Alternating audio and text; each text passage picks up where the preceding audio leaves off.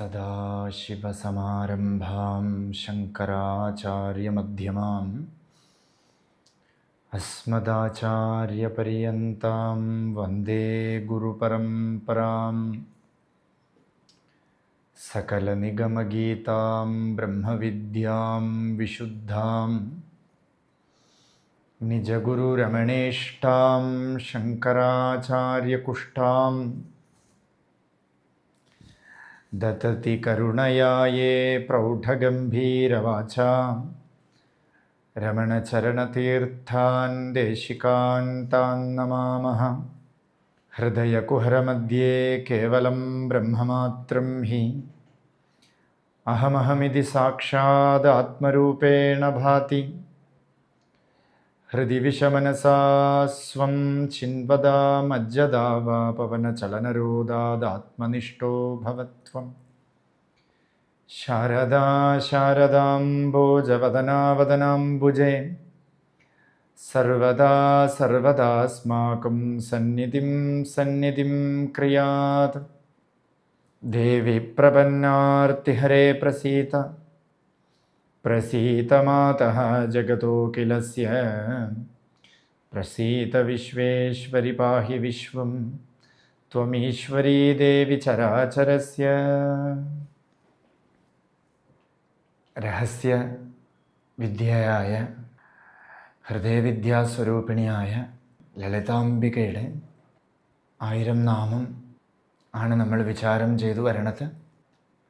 അതിന് സഹായഹേതുവായിട്ടുള്ള ദാർശനിക വൈഭവത്തോടുകൂടി ദർശിച്ച ഋഷികൾ നമുക്ക് പറഞ്ഞു തന്നിട്ടുള്ളതായിട്ടുള്ള ദേവിയുടെ ആ രൂപം 4 ധ്യാനം നമ്മൾ സർഫസിലിരുന്ന് വിചാരം ചെയ്തു. ഇതൊരു മഹാ ആഴമേറിയ വിഷയമാണ്, രഹസ്യമാണ്. അതിലുപരി ഇത് ബോധിപ്പിക്കാൻ പറ്റാത്തതാണ്. എത്ര പറഞ്ഞാലും നമുക്ക് ബോധിപ്പിക്കാൻ പറ്റാത്തതായിട്ടുള്ള ബ്രഹ്മസ്വരൂപിണിയായിട്ടുള്ള ബ്രഹ്മവിദ്യാസ്വരൂപിണിയായിട്ടുള്ള ദേവി 1000 നാമത്തിൽ ഇരിക്കണു. ഇതിനെ എത്രത്തോളം വിചാരം ചെയ്യാൻ പറ്റുമോ അത്രത്തോളം നമുക്ക് വിചാരം ചെയ്ത് മുന്നോട്ട് പോകാം. അർത്ഥം മാത്രം ഗൗനിച്ച് മുന്നോട്ട് പോകാം. അതാണ് സങ്കല്പവും. കാരണം ഇതിൻ്റെ ഉള്ളിൽ ധാരാളം ശ്രീവിദ്യാശാന്തമൂർത്തിം കിടക്കും. ശ്രീവിദ്യ ഇതിലടക്കമാണ്. അതുകൊണ്ട് ഇതൊക്കെ വലിയ ഉപാസനാ സമ്പ്രദായപരമായിട്ടൊക്കെ കൈമാറിക്കൊണ്ടും വിചാരം ചെയ്തുകൊണ്ടും പാഠ്യമായിട്ട് വെച്ചുകൊണ്ടും സാധനയ്ക്ക് ഉപകരിക്കുന്നതായിട്ടുള്ളൊരു സ്തോത്രമാണ്.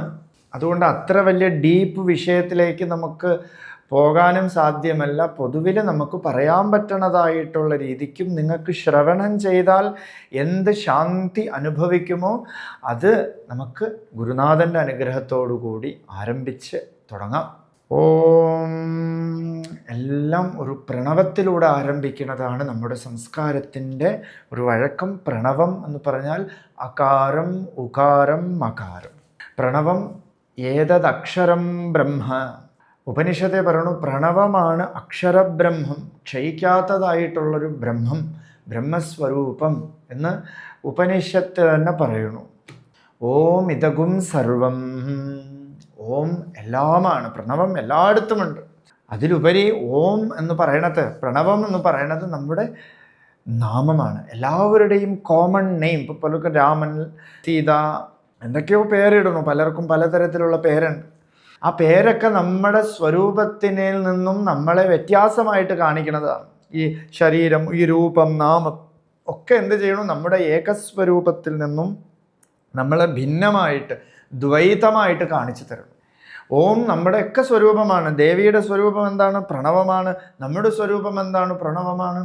അകാരോ ഉകാരഃ, ഉകാരോ മകാരഃ, മകാരോ ഓംകാരഃ, ഓംകാരോ അഹമിയേവ.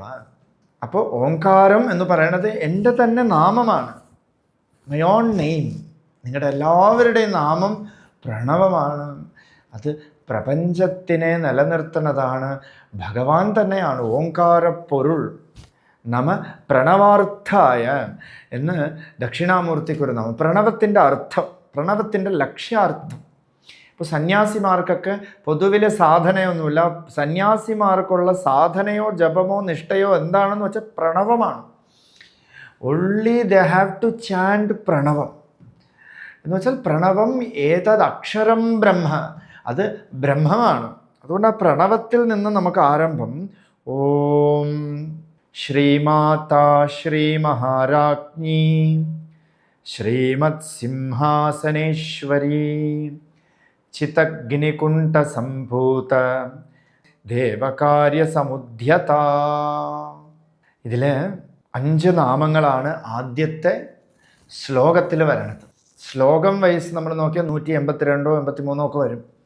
ഓരോ ശ്ലോകം വിചാരം ചെയ്തു പോകാം എന്നുള്ളൊരു സങ്കല്പം നമുക്ക് വെച്ചുകൊണ്ട് മുന്നോട്ട് വളരെ ലളിതമായിട്ടും നമുക്ക് എഫക്റ്റീവ് ആവണ രീതിക്കും ഞാൻ ഇത് ഉള്ളിൽ നിന്ന് പ്രകാശിപ്പിക്കാൻ ശ്രമിക്കാം എന്നേ പറയാൻ പറ്റുള്ളൂ. ഇത് മഹാമായയാണ്, വർണ്ണിക്കാനേ പറ്റില്ല. ശങ്കരാചാര്യസ്വാമികൾ കൂടെ പറയണത് എന്താ ഈ മായ എന്നൊക്കൊന്നും മനസ്സിലാവണില്ല. പലരും പറയണു വിഷ്ണുവിൻ്റെ സഹചാരിയാണെന്ന് പറയണു, ശിവൻ്റെ പത്നിയാണെന്ന് പറയണു, ബ്രഹ്മാവിൻ്റെ കൂടെ സരസ്വതീ ദേവി രൂപത്തിൽ ഇരിക്കണമെന്ന് പറയണു, ഒക്കെ പറയണുണ്ട്. എനിക്ക് മനസ്സിലാവണില്ല. പക്ഷെ ഒന്ന് എനിക്കറിയാം എന്ന് വെച്ചാൽ മഹാമായ വിശ്വം ഭ്രമയസി പരബ്രഹ്മമഹിഷി. വിശ്വത്തിനെ മുഴുവൻ കയ്യിൽ വച്ച് ചുഴറ്റിക്കൊണ്ടിരിക്കണമെന്നറിയാം. അത്രേ അറിയാവൂ. മഹാമായ എന്ന് വെച്ചാൽ ഉള്ളതുപോലെ കാണിച്ചു തരുന്നു. വെളിയിൽ ഒരു ക്രിയേഷൻ, ഒരു അനിത്യരൂപത്തിലും ദേവി വരണു. അവിദ്യാസ്വരൂപിണ്യേ നമഃ. പിന്നെ അങ്ങോട്ട് നാമമുണ്ട്. അപ്പം നമുക്ക് ആ വിശ്വജനനിയെ ആ അക്ഷരബ്രഹ്മമായ ഓംകാരത്തോടു കൂടി നമ്മൾ ആരംഭിച്ചു. ശ്രീമാത്രേ നമഃ. ആദ്യത്തെ നാമം ദ മദർ ഓഫ് യൂണിവേഴ്സ്, വിശ്വയോനി എന്നർത്ഥം. വിശ്വത്തിനെയും ഗർഭത്തിൽ ചുമന്നു വച്ചിരിക്കുന്നു. ഹിരണ്യഗർഭം എന്ന് പേര്. അത് ബ്രഹ്മാവിന് പേരുണ്ട്. ആ ബ്രഹ്മാവ് ആരാന്ന് വെച്ചാൽ ദേവി തന്നെയാണ്. സൃഷ്ടികർത്തൃ ബ്രഹ്മരൂപ. ബ്രഹ്മരൂപം ദേവി ആർന്നുകൊണ്ട് സൃഷ്ടിയെ ചെയ്യണം. അതുകൊണ്ട് വിശ്വഗർഭം അല്ലെങ്കിൽ സ്വർണഗർഭം എന്ന് പറയുന്നത് ദേവിയാണ് ഉദ്ഭവിച്ചിരിക്കുന്നത്. സർവവും ആ ഒരു യോനിയിൽ നിന്നാണ് ഉണ്ടായിരിക്കുന്നത്. ദേവി എന്ന് പറഞ്ഞാൽ സർവശാസ്ത്രം എന്നർത്ഥം. ശ്രീമാത എന്നാണ് പറഞ്ഞിരിക്കുന്നത്. ശ്രീ എന്ന ശബ്ദം പരമമംഗളമായത് എന്നർത്ഥം. ഇനി ശ്രീ എന്നുള്ള ശബ്ദം മഹാലക്ഷ്മിയുടെ ബീജമന്ത്രം. ഇനി ശ്രീക്ക് വേദം എന്ന് തന്നെ അർത്ഥമുണ്ട്. വേദത്തിന് ശ്രീ എന്നൊരു അർത്ഥമുണ്ട്. അപ്പോൾ ശ്രീമാത എന്ന് പറഞ്ഞാൽ വേദമാതാ എന്നർത്ഥം.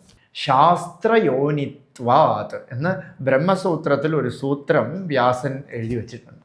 എന്താണെന്ന് വെച്ചാൽ ശാസ്ത്രമാകുന്ന യോനിയിലൂടെ നമുക്ക് ബ്രഹ്മത്തെ അറിയാൻ പറ്റും. കാരണം ശാസ്ത്രം എല്ലാം ഒരു ഇൻസ്ട്രക്ഷൻ തരണു.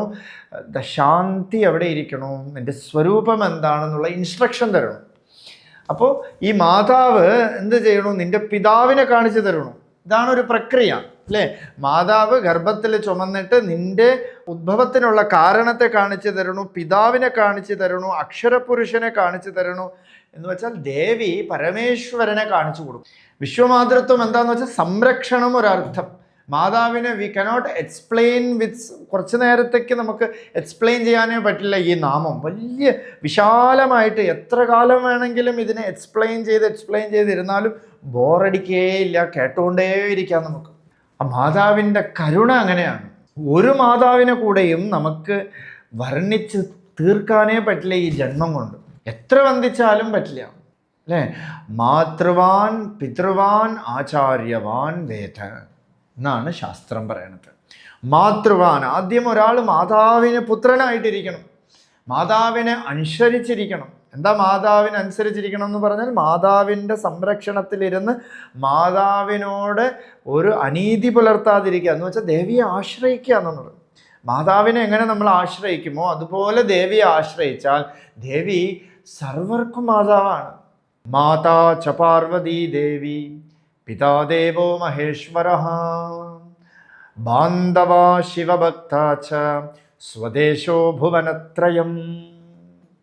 മാതാച്ച പാർവതീദേവി, നമ്മുടെ മാതാവ് നമ്മുടെ വീട്ടിനകത്ത് നമുക്ക് മാത്രമാണ് മാതാവ്. പക്ഷേ ഈ വിശ്വമാതാവായിട്ടുള്ള ദേവിയെ എത്ര പ്രായം ചെന്ന അമ്മൂമ്മമാരാണെങ്കിലും അമ്മയെ കാത്തുരക്ഷിക്കണമെന്ന് പ്രാർത്ഥിക്കണം, അല്ലേ? അമ്മ, മാതൃത്വം. ഇത് തന്നെയാണ് ലളിതാ സഹസ്രനാമത്തിൽ പലർക്കുമുള്ള confusion. We have to clear that. ഈ നാമം വായിക്കാമോ, ഇതിപ്പോൾ ചൊല്ലാമോ, അതിപ്പോൾ ചൊല്ലാമോ? ഇപ്പം ചൊല്ലാമോ എന്ന് നമ്മൾ ചോദിച്ചാൽ ഇത് ആർക്കും ചൊല്ലാൻ പാടില്ല. ചൊല്ലാമോ എന്ന് നമ്മൾ വളരെയധികം കർമ്മികമായിട്ട് കർമ്മ പദ്ധതിയിലൂടെ ചോദിക്കണമെങ്കിൽ ഇത് ഒരു സമയത്തും ചൊല്ലാൻ പാടില്ല. ചൊല്ലണമെങ്കിൽ അതിന് അധികാരിയായിരിക്കണം. ശ്രീവിദ്യാ സമ്പ്രദായ പ്രകാരം ഇത് വിദ്യാസ്വരൂപമായിട്ടുള്ള ഹൃദയവിദ്യയൊക്കെയാണ്. പക്ഷേ ദേവിയുടെ നാമസങ്കീർത്തനം എന്നുള്ള അവസ്ഥയ്ക്ക് ഇത് എല്ലായ്പ്പോഴും എപ്പോഴും വേണമെങ്കിലും ജപിക്കാം. അതിൻ്റെ ഒരു ഫസ്റ്റ് ഉദാഹരണമാണ് മാതാ എന്നർത്ഥം. മാതാവ് നമുക്ക് ദ്രോഹം ചെയ്യില്ല. മാതാവിൽ നിന്നും നമുക്ക് ഒരു കാലത്തും ദ്രോഹമുണ്ടാവില്ല. അതുകൊണ്ട് ശ്രീമാത, അമ്മ എല്ലാത്തിനെയും സംരക്ഷിക്കണു, എല്ലാ കുട്ടികളെയും അമ്മ നല്ലവണ്ണം പരിപാലിക്കണു എന്നർത്ഥം. അപ്പോൾ ശ്രീ എന്ന വാക്കിന് വേദം എന്നൊരർത്ഥം ഞാൻ പറഞ്ഞു. ശ്രീമാത എന്ന് പറഞ്ഞാൽ വേദമാതാവ്, ഗായത്രി എന്നർത്ഥം. വേദമാതാവായിട്ടുള്ള ഗായത്രി എന്നൊരർത്ഥമുണ്ട്. ആ ഗായത്രി എന്ത് ചെയ്യണു? നമ്മളെ കർമ്മത്തിൽ നിന്നും അകർമ്മമാക്കി സൗഖ്യത്തെ തന്നുകൊണ്ടിരിക്കണം. ഗായത്രി നമുക്ക് സൗഖ്യം തരണു, നമ്മളെ സംരക്ഷിക്കണം. ഗായത്രിയാ വൈ പ്രാണ. ഗായത്രി എന്താണ്? മന്ത്രം എന്താണ്? വേദം എന്താണ്? പ്രാണൻ. എല്ലാ മന്ത്രവും പ്രാണനാണ്. അതുകൊണ്ടാണ് മനഃത്രായേതി മന്ത്ര എന്ന് പറയുന്നത്. ഉള്ളിൽ നമുക്ക് കടക്കാനുള്ളൊരു വഴി, നമുക്ക് പിടിച്ചു നിൽക്കാനൊരു വഴി എന്താണെന്ന് വെച്ചാൽ പ്രാണനാണ്. പ്രാണൻ നല്ല പോലെ ചലിച്ചാൽ, നല്ല പ്രാണസഞ്ചാരം ഉണ്ടായാൽ, ഒരു ശരീരത്തിൽ ഉണ്ടായാൽ അവൻ ആയുഷ് എന്ന് പറഞ്ഞാൽ പ്രാണൻ എന്ന് തന്നെ അർത്ഥം. ആയുർവേദം എന്ന് പറഞ്ഞാൽ പ്രാണവേദം എന്നർത്ഥം, പ്രാണനെ കുറിച്ചുള്ള വിദ്യ. അതുകൊണ്ട് ഉപനിഷത്ത് തന്നെ പറയണു, പ്രാണം ദേവ അനുപ്രാനന്തി മനുഷ്യാ പശവശ്ചയേ പ്രാണോ ഹി ഭൂതാനാമായുഹു. ആയു എന്ന് പറഞ്ഞാൽ പ്രാണനാണ്. ആയുസ് എന്നൊരർത്ഥം നമ്മൾ പറയുന്നുണ്ട്. ആ ആയുസ് എന്ന് പറഞ്ഞാൽ വെറും പ്രാണൻ എന്നർത്ഥം. ശ്രീമാത എന്ന വാക്കിന് പ്രാണൻ എന്നൊരർത്ഥമുണ്ട്, സർവർക്കുമുള്ള അർത്ഥം. വേദം എന്നൊരർത്ഥമുണ്ട്. വേദമാതാവ് വളരെ കാരുണ്യത്തോടു കൂടിയിരിക്കണവള്. മാതൃ സഹസ്രേഭ്യോ മമ ഹിത ഇഷി എന്നാണ് വേദത്തിന് ഒരു മീനിങ് പറഞ്ഞിരിക്കുന്നത്. ആചാര്യന്മാരും പൂർവികരും ഒക്കെ പറഞ്ഞിരിക്കുന്നത് എന്ന് വെച്ചാൽ കരുണയാണ്. മാതാവിനൊരു കുട്ടിയുടെ അടുത്ത് ഒരു നാച്ചുറലായിട്ട് എങ്ങനെ കരുണ വരണോ അതുപോലെയാണ് ദേവിക്ക് ദേവിയുടെ കുട്ടികളുടെ അടുത്തൊക്കെ നാച്ചുറലി ഒരു സ്നേഹം വരണു, ഒരു പ്രിയം വരണു, ഒരു വാത്സല്യം വരണു, വിശ്വമാതൃത്വം. സ്ത്രീയിൽ മാത്രമല്ല നമ്മൾ ആരോപിക്കേണ്ടത്, പുരുഷനിലൊക്കെ വിശ്വമാതൃത്വമുണ്ട്. നമ്മൾ കരുതും ഒരു സ്ത്രീയിൽ കാണുന്നതാണ് മാതൃത്വം എന്നില്ല. സംരക്ഷണം എവിടെയുണ്ടോ അവിടെയൊക്കെ മാതൃത്വമുണ്ട്. അല്ല, ജ്ഞാനസമ്പന്നർക്ക് നല്ല വിശപ്പ്, കുട്ടി കരഞ്ഞുകൊണ്ട് അച്ഛനെ നോക്കി കണ്ടില്ല, ശ്രീകോവിൽ ഇന്ന് പരമേശ്വരൻ വന്ന് പാല് കൊടുത്തു അത്രയെന്നാണ്. പരമേശ്വരൻ, അമ്മയപ്പൻ, അമ്മയും അപ്പനും ഭഗവാൻ തന്നെയാണ്. പരമേശ്വരൻ പാല് കൊടുത്തു. വന്ന് നോക്കിയപ്പോൾ കുട്ടിയുടെ വായിൽ ഇങ്ങനെ പാല് കിടക്കുന്നത്, ആരാ നിനക്ക് പാല് പൊഴിച്ച് തന്നതെന്ന് ചോദിച്ചപ്പോൾ നേരെ വിഗ്രഹത്തിൽ ചൂണ്ടിയിട്ട് പറഞ്ഞു അത്രേ, തോടുടയ സെവിയൻ എന്നൊരു പാട്ട് പാടി അത്ര. 3 വയസ്സായ കുട്ടി എങ്ങനെ പാടണു ഇതൊക്കെ? ചെറിയ കുട്ടി ആദ്യമായിട്ട് തന്നെ പാട്ട് ആലപിച്ചു. എങ്ങനെയെന്ന് പറഞ്ഞാൽ ഉള്ളിൽ അത് മാനിഫെസ്റ്റായി, ഭഗവാൻ അനുഭവ രൂപത്തിൽ വെളിയിൽ കൊടുത്തു. അപ്പോൾ ഈ മാതൃത്വം എന്ന് പറയണത് വിശ്വമാണ്. വിശ്വമാതാവ് എവിടെയും നമുക്ക് കാണാം. നമ്മൾ ആ ചൈതന്യത്തിനെ മനസ്സിലാക്കിയാൽ, വിശ്വത്തിനെ മനസ്സിലാക്കിയാൽ, ആ വിശ്വമാതാവ് നമ്മുടെ പല രൂപത്തിലും, ഇപ്പോൾ ചില ആട് അല്ലെങ്കിൽ ചില മാനൊക്കെ ചെറിയ കുട്ടിയായിരിക്കുമ്പോൾ സിംഹത്തിൻ്റെ കുട്ടികളുടെ ഇടയിൽ പെട്ടിട്ട് കൂടെ ഇരുന്ന് വളരും. അപ്പോൾ വിശ്വമാതൃത്വം നമുക്ക് കാണാൻ പറ്റും. ഇപ്പം തന്നെ ശൃംഗേരിയിൽ ഒരു സ്ഥലത്തിന് ശൃംഗഗിരി ഭാഗത്തിൽ ശങ്കരാചാര്യർ 8 വയസ്സായിരിക്കണം കുട്ടിയായിരിക്കുമ്പോൾ ആ ശൃംഗേരിയിൽ വഴി ഇങ്ങനെ നടന്നു പോയിക്കൊണ്ടിരിക്കുമ്പോൾ അത്ഭുതമായൊരു കാഴ്ച. ആ കുട്ടിക്ക് വളരെയധികം ഒരു പ്രിയം ജനിപ്പിക്കുന്നതായിട്ടുള്ളൊരു കാഴ്ച കണ്ടു. എന്താന്ന് വെച്ചാൽ അവിടെ ബദ്ധശത്രുക്കളായിട്ടുള്ളത്, ജന്മശത്രുക്കളായിട്ടുള്ള ഒരു പാമ്പും തവളയും കണ്ടു അത്രയും. എന്തോന്ന് വെച്ചാൽ ഒരു മഴ പെയ്യണോ, ആ മഴ നനയാതിരിക്കാൻ വേണ്ടിയിട്ട് പാമ്പ് ഈ തവളയ്ക്ക് പത്തി വിടർത്തി ഇങ്ങനെ നിൽക്കണു അത്ര. ഇതിങ്ങനെ സാധിക്കുമോ എന്ന് നോക്കി. ദാറ്റ് ഈസ് വിശ്വമാതൃത്വം. അതുകൊണ്ട് ആദ്യത്തെ നാമം എന്ന് പറയുന്നത് you have to trust Devi. Devi will appear in any രൂപം, any form, and she will protect you from every obstacles. അവൾ മുന്നിൽ വന്നിട്ട് നിങ്ങളുടെ എല്ലാ ദുരിതങ്ങളും എല്ലാ ഒബ്സ്റ്റക്കിൾസിനെയും മാറ്റും. You have to do what is to trust her. അവളെ നല്ലവണ്ണം നമ്മൾ വിശ്വസിക്കുക. അപ്പോൾ ശ്രീമാത്രേ നമഃ. ഇതിൻ്റെ ഒരു സർഫസിൽ എത്ര പറഞ്ഞാലും തീരില്ല, സർഫസിൽ ഞാൻ പറയണം. രണ്ടാമത്തെ നാമം ശ്രീ മഹാരാജ്ഞി. ശ്രീ അവിടെയുണ്ട്. എന്താ ശ്രീ? വേദം, മംഗളമായത്. മഹാരാജ്ഞി, രാജ്ഞി എന്ന് പറഞ്ഞാൽ ക്യൂൺ എന്നർത്ഥം. അപ്പോൾ രാജ്ഞിയെ കാണുമ്പോൾ എന്താ? തലയിലൊരു കിരീടം ഉണ്ടായിരിക്കും. ആദ്യം ശ്രീമാത എന്ന് പറഞ്ഞാൽ വേദമാതാവ്, രണ്ടാമത് ശ്രീ മഹാരാജ്ഞി എന്ന് പറഞ്ഞാൽ കിരീടത്തോടു കൂടിയിരിക്കുന്നു. വേദത്തിൻ്റെ കിരീടം എന്താ? വേദശിരസ് എന്നറിയപ്പെടുന്നത് ഉപനിഷത്ത്. വേദശിരസ്സായിട്ടുള്ള ഉപനിഷത്ത്, അതിനെയാണ് രണ്ടാമത്തെ അർത്ഥം എടുക്കുന്നത്. നമ്മൾ ബാഹ്യ അർത്ഥത്തിൽ പറയാം ദേവി മഹാരാജ്ഞിയാണ് എന്ന് വെച്ചാൽ മഹാപരമേശ്വരൻ്റെ പട്ടമഹിഷിയായിരിക്കുമ്പോൾ മഹാരാജ്ഞി ആയവാനേ വഴിയുള്ളൂ, വേറെ വഴിയില്ല. ഈശ്വരൻ്റെ പട്ടമഹിഷിയായാൽ പിന്നെ മഹാരാജ്ഞി അല്ലാതെ ആരാവും? പക്ഷെ അതൊരു സർഫസിൽ, വെളിയിൽ നമുക്കൊരു ഫോം രൂപത്തിൽ കുറച്ച് കീഴേക്ക് ഇറങ്ങി വന്നാൽ ശ്രീ മഹാരാജ്ഞി എന്ന് പറഞ്ഞാൽ ഉപനിഷത്താകുന്ന അമ്മ, ഉപനിഷത്താകുന്ന പട്ടമഹിഷി. കാരണം ഏറ്റവും ഉയർന്ന വിദ്യ, അതിലുപരി ഒരു വിദ്യയില്ല. ബ്രഹ്മവിദ്യാം സർവവിദ്യാ പ്രതിഷ്ഠ. ഈ ബ്രഹ്മവിദ്യയിലാണ് സർവവിദ്യകളും പ്രതിഷ്ഠയായിട്ടിരിക്കുന്നത്. അപ്പം അതിന് ഉപരി ഒരു വിദ്യയെ നമുക്ക് വെളിയിൽ തേടിയാൽ കണ്ടുപിടിക്കാൻ പറ്റില്ല. Everywhere it is applicable. എവിടെ ചെന്നാലും എവിടെ പോയാലും അല്ലേ, ഇവിടുന്ന് ഒരു സ്റ്റേറ്റ് മാറി അപ്പുറത്ത് പോയാൽ പൂജാവിധികൾ മാറിപ്പോയി, ഇവിടുന്ന് ഒരു സ്റ്റേറ്റ് മാറി അങ്ങോട്ട് പോയാൽ ലാംഗ്വേജ് മാറിപ്പോയി അല്ലേ, വേഷഭൂഷകൾ മാറിപ്പോയി, രൂപം മാറിപ്പോയി. പക്ഷെ എവിടെ ചെന്നാലും അവനവനുണ്ട് എന്നുള്ള അനുഭവം അത് എല്ലായിടത്തും. യാ ബ്രഹ്മാദി പിപീലികാന്തതനുഷു പ്രോതാ ജഗത് സാക്ഷിണി. അത് ജഗത്തിന് സാക്ഷിയായിട്ടിരിക്കണു. എവിടെ ചെന്നാലും എല്ലാവർക്കും ആവശ്യം പീസാണ്, ശാന്തിയാണ്. ആ ശാന്തി നമ്മുടെ സ്വരൂപമാണ്. നേരത്തെ പറഞ്ഞതുപോലെ ശാന്തോയമാത്മാ. അപ്പോൾ ആ ശാന്തിയെ ഉളവാക്കുന്നതായിട്ടുള്ള വിദ്യാരൂപത്തിലിരിക്കണം മഹാരാജ്ഞി. വേദത്തിൻ്റെ കിരീടം വച്ചിരിക്കണം, വേദശിരസ്സായിട്ടിരിക്കണം ഉപനിഷത്ത് ആകുന്ന അമ്മ, ക്യൂൻ ഓഫ് യൂണിവേഴ്സ് എന്ന് അപ്പോഴേ നമുക്ക് പറയാൻ പറ്റുള്ളൂ. അല്ലാതെ ഇവിടെ മാത്രം നമ്മൾ സങ്കല്പിക്കണു. ഹിന്ദു മതത്തിൽ വിട്ടുപോയാൽ പിന്നെ എങ്ങനെ ക്യൂൻ ഓഫ് യൂണിവേഴ്സ് ആവും? ദേവി ക്യൂൻ ഓഫ് യൂണിവേഴ്സ് ആവണത് എങ്ങനെയെന്ന് വെച്ചാൽ അനുഭവസ്വരൂപമായിട്ടുള്ള ഉപനിഷത്ത് വിദ്യയായിട്ടുള്ള ദേവി ക്യൂൻ ഓഫ് യൂണിവേഴ്സ് എന്ന് നമുക്ക് സ്പഷ്ടമായിട്ട് പറയാം. ഇതിനെ ഡിഫീറ്റ് ചെയ്യാനോ ഇതിനെ മാറ്റിവെക്കാനോ ഇനിയൊരു ശാസ്ത്രമില്ല. അതുകൊണ്ടാണ് ആർഷഭാരതത്തിൽ നമ്മുടെ ഋഷികൾ കണ്ടെത്തിയിരിക്കണതും ഋഷികൾ അനുഭവിച്ചതുമായിട്ടുള്ള സ്വരൂപം ഉണ്ടല്ലോ, അത് ഇന്നും തുടർന്നുകൊണ്ടിരിക്കുന്നു. ഇത് നിത്യസിദ്ധമായിട്ടുള്ള പൊരുളാണ്. അത് വെളിയിൽ നിന്ന് കിട്ടേണ്ട ഒരു ഒബ്ജക്റ്റോ ഒന്നുമല്ല. നമ്മൾ കരുതും ഇത് വെളിയിൽ നിന്ന് എന്തോ നേടേണ്ടതാണ്, ആത്മജ്ഞാനം സ്പിരിച്വാലിറ്റിയിൽ വന്നിട്ട് തേടിക്കൊണ്ടിരിക്കും. വെളിയിൽ എവിടെയോ എന്തോ കിട്ടാണ്ട്, വൈകുണ്ഠത്തിൽ പോയാൽ കിട്ടാണ്ട്, ഇല്ലെങ്കിൽ എവിടെയോ പോയാൽ കിട്ടാണ്ടെന്ന് വിചാരിക്കും. പക്ഷേ ഇത് വെളിയിൽ നിന്ന് നേടേണ്ടതല്ല, ഇത് നമ്മുടെ സ്വരൂപമാണ്. നമ്മൾ ചെയ്യേണ്ടത് എന്താണെന്ന് വെച്ചാൽ ഈ സ്വരൂപത്തിന് എന്തൊക്കെയാണോ തടസ്സമായിട്ടിരിക്കണത്, പ്രതിബന്ധമായിട്ടിരിക്കണത്, ആ പ്രതിബന്ധത്തിന് പതുക്കെ പതുക്കെ പതുക്കെ പതുക്കെ എടുത്തങ്ങോട്ട് മാറ്റലാണ് അധ്യാത്മം എന്ന് പറയുന്നത്. എന്ന് വെച്ചാൽ നിർവേദം, നിവേദ്യം എന്ന വാക്കിന് ഞാൻ വളരെ അത്ഭുതപ്പെട്ടു പോയി.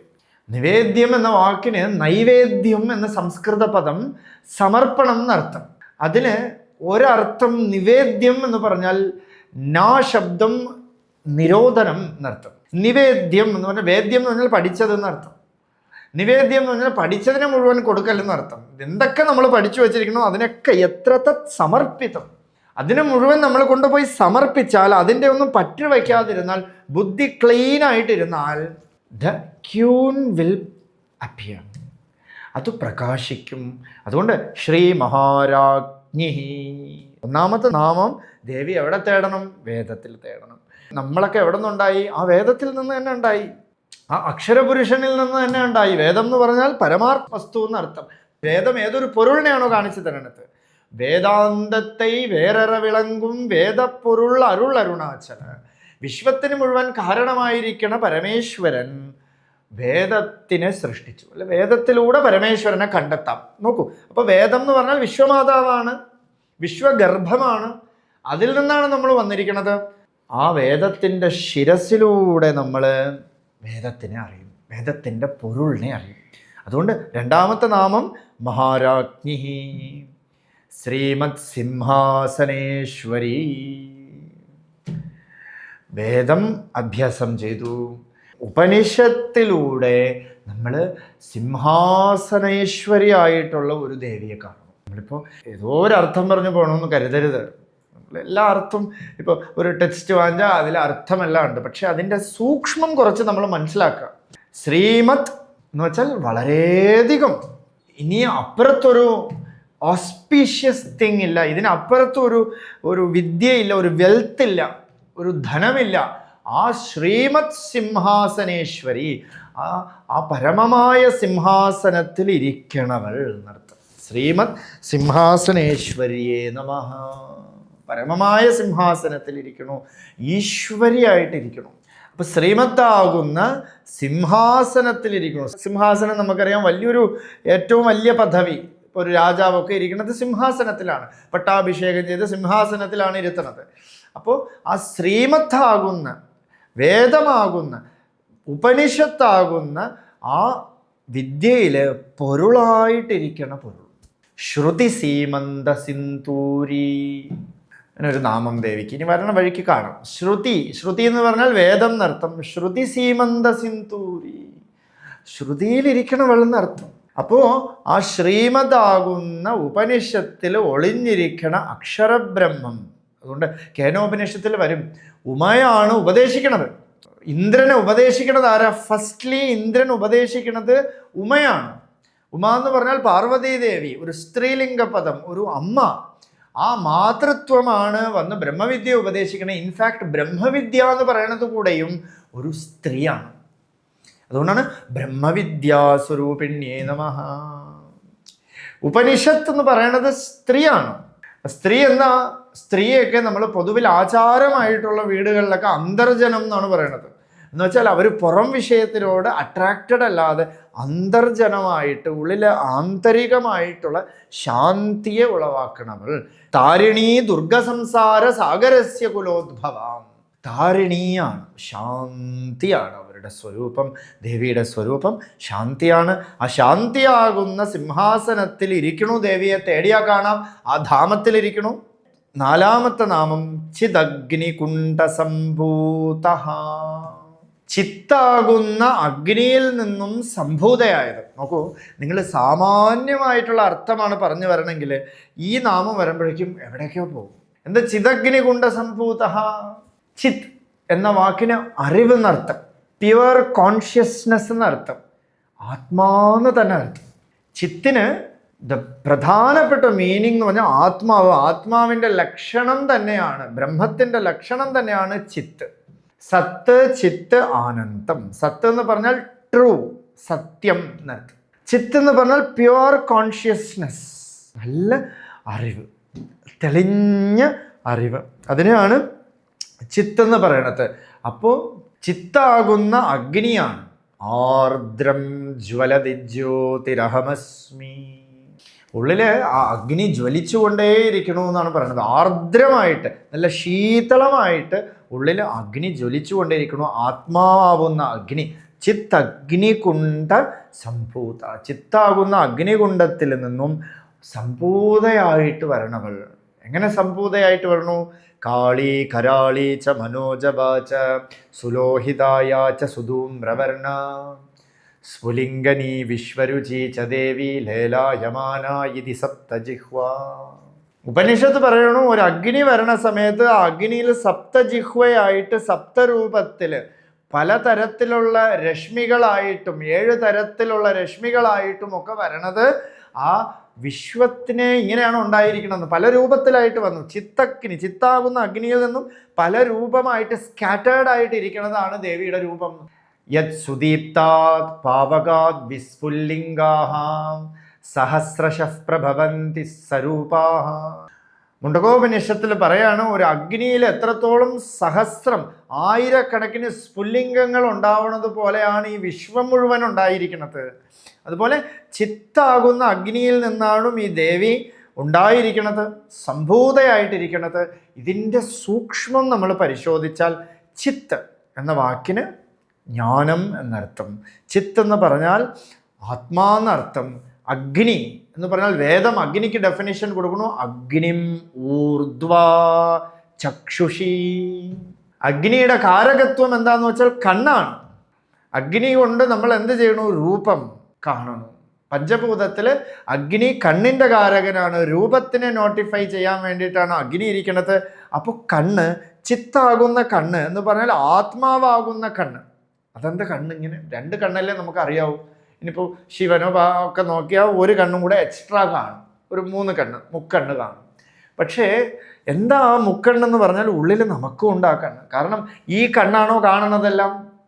ഇല്ല, ഈ കണ്ണിലൂടെ കാണണതും ഒരു പൊരുളാണ്. കാരണം ഈ കണ്ണിനെ ട്രാൻസ്പ്ലാന്റ് ചെയ്ത് വേറൊരാൾക്ക് വെച്ചു കൊടുത്താൽ ഇന്നലെ വരെ കണ്ടതിനെ ഒന്നും അയാൾക്ക് ഈ കണ്ണ് പറയില്ല, ഞാൻ കണ്ടതാണെന്നൊന്നും പറയില്ല. അത് പുതുമയോടുകൂടി തന്നെ നോക്കും. കാരണം ദാറ്റ് ഈസ് ഉപകരണം, അതൊരു ഉപകരണം മാത്രമാണ്. അതുകൊണ്ട് ഈ കണ്ണിനും കണ്ണ് എന്ന് പറഞ്ഞ ഒരു മന്ത്രമുണ്ട്. അർക്കാനലാതി വെളിവൊക്കെ ഗ്രഹിക്കും ഒരു കണ്ണിനു കണ്ണ്, മനമാകുന്ന കണ്ണതിനു കണ്ണായിരുന്ന പൊരുൾ താനെന്നുറയ്ക്കുമളവ് ആനന്ദമെന്തു ഹരി നാരായണ. അർക്കനെയും അനലനെയും അഗ്നിയും ഒക്കെ കാണാൻ പറ്റണതായിട്ടുള്ളൊരു കണ്ണ്, അതിന് കണ്ണായിരുന്ന പൊരുൾ ആരാണ്? മനസ്സ്. അതിനും കണ്ണായിരുന്ന പൊരുൾ താനെന്നുറയ്ക്കുമളത്, ഞാൻ പോയി താനായി. താൻ എന്ന് പറഞ്ഞാൽ ആത്മാവെന്ന് അർത്ഥം. അപ്പോൾ ചിത് അഗ്നി എന്ന് പറഞ്ഞാൽ ആത്മാവാകുന്ന കണ്ണ്, ഉപനിഷത്താകുന്ന കണ്ണ്, തൊട്ടടുത്തിരിക്കണ കണ്ണ്. ഉപസമീപേ, ഉപനയനം എന്നാണ് പറയണത്. നമ്മൾ പൂണൂൽ ധാരണത്തിന് ഉപനയനം എന്ന് പറയണം. എന്താ ഉപനയനം എന്ന് പറഞ്ഞാൽ തൊട്ടടുത്തിരിക്കുന്ന കണ്ണെന്നർത്ഥം, ഉപനിഷത്ത് എന്നർത്ഥം, വിദ്യ എന്നർത്ഥം. അങ്ങനെ ചിതഗ്നി കുണ്ഠം എന്ന് പറഞ്ഞാൽ ഒരു കുഴി അല്ലെങ്കിൽ ഒരു ഗുഹ എന്ന് തന്നെ എടുക്കാം അർത്ഥം. ഒരു ഗൂഢമായത്, ഗുഹയിലിരിക്കണു. എവിടെ ഇരിക്കണു? സത്യം ജ്ഞാനമനന്തം ബ്രഹ്മ യോ വേദനിഹിതം ഗുഹായാം പരമേ വ്യോമൻ. പരാകാശമായിട്ടുള്ള ഒരു ഗുഹയിൽ, ഹൃദയ ഗുഹയിലിരിക്കണു അത്രേ. ഹൃദയമാണ് ചിത്ത് അഗ്നി. ആത്മാവിന് ഹൃദയം എന്ന് തന്നെ അർത്ഥം. ഹൃതി അയം, ഈ ടപ് ടപ് ഹൃദയമല്ല, അതുമായിട്ട് നമ്മൾ കണക്ട് ചെയ്യേ പാടില്ല. കാരണം അതിന് ഇതുകൊണ്ട്, ഈ ഹൃദയം കൊണ്ടാണ് ഇതിന് ഹൃദയം എന്ന് പേരിട്ടിരിക്കണമെന്നല്ലാതെ ടപ് ടപ് ടപ്പ് അടിക്കുന്ന ഹൃദയമൊന്നുമല്ല. ഹൃദയം എന്ന് പറഞ്ഞാൽ ഹൃതി എന്ന വാക്കിന് ആനന്ദം എന്നർത്ഥം. അയം ഇതി ആത്മാ, that what which exist, that with bliss, that is ഹൃദയം. അതാണ് ആത്മാവ്, ആനന്ദം, ആത്മാ. അതുപോലെ ഈ ഹൃദയത്തിൽ ഗുഹയിൽ, ഹൃദയ ഗുഹയിൽ ഒളിഞ്ഞിരിക്കുന്നതായിട്ടുള്ളൊരു അഗ്നി എങ്ങനെ ഇരിക്കണം? നല്ല ശീതളമായ അഗ്നി. അതിനറിഞ്ഞാൽ നമ്മൾ ശീതളമായി മാറും. ചിത്തം കുളിര് കതിരസ്തം വച്ച് അമുതവായൈ തിറ അരുൾമതി അരുണാചല. അതുകൊണ്ട് ഹൃദയഗ്രന്ഥി എന്ന് ഇതിനെ പറയും. ആ ഹൃദയഗ്രന്ഥി അങ്ങോട്ട് പോയാൽ ശാന്തിയാണുള്ളത്. അപ്പോൾ ഹൃദയമാകുന്ന കണ്ണ്, ആ കണ്ണിൽ നിന്നും ഉദ്ഭവിച്ചതായിട്ടുള്ളവൾ സംഭൂത എന്ന് പറഞ്ഞാൽ വെളിയിലേക്ക് മാനിഫെസ്റ്റ് ആയത്, അവതരിച്ചതായിട്ടുള്ളവൾ. അതാണ് ചിത്തഗ്നി കുണ്ഠ സംഭൂത. ആ ദേവി ദേവകാര്യസമുദ്ധ്യത, ദേവകാര്യസമുദ്ധ്യത ഒരു മന്ത്രം. ദേവി എന്ത് ചെയ്യണു? സമുദ്ധ്യത എന്ന വാക്കിന് ലിഫ്റ്റിംഗ് അപ്പ് എന്നർത്ഥം. കൈ പിടിച്ച് ഉയർത്തണമെന്നർത്ഥം. ഉദ്ധ്യത, നമ്മളെ ഉയർത്തുക. എവിടെ നിന്ന് ഉയർത്തുക? എന്ത് ചെയ്ത് ഉയർത്തുക? ദേവകാര്യം ചെയ്ത് ഉയർത്തുക. സദ്ഗ്രന്ഥങ്ങളെല്ലാം പറയുന്നത് അതാണ്. ദേവകാര്യം ചെയ്യൂ, ദേവകാര്യം ചെയ്യും. നമ്മുടെ അനുഷ്ഠാന രൂപത്തിലിരിക്കുന്നത് ഏതാ? നമുക്ക് അനുഷ്ഠാനം, ബ്രാഹ്മണർക്ക് അനുഷ്ഠാനം കൊടുത്തിരിക്കുന്നത് എന്താണെന്ന് വെച്ചാൽ ഗായത്രി മന്ത്രമാണ്. ഗായത്രിയാവൈ പ്രാണഹ, ഗായത്രിയാണ് ആദ്യത്തെ ഗുരു, ഗായത്രിയാണ് നമുക്ക് വഴി കാട്ടണത്. അതുകൊണ്ട് ലിഫ്റ്റ് ചെയ്യണത് ആരാന്ന് വെച്ചാൽ ഗായത്രി, ദേവി തന്നെയാണ്. ദേവകാര്യ സമുദ്ധ്യതാം, ദേവകാര്യം എന്ന് പറഞ്ഞാൽ അനുഷ്ഠാന കർമ്മങ്ങളൊക്കെ ആര് നമ്മളെ ചെയ്യിക്കണോ?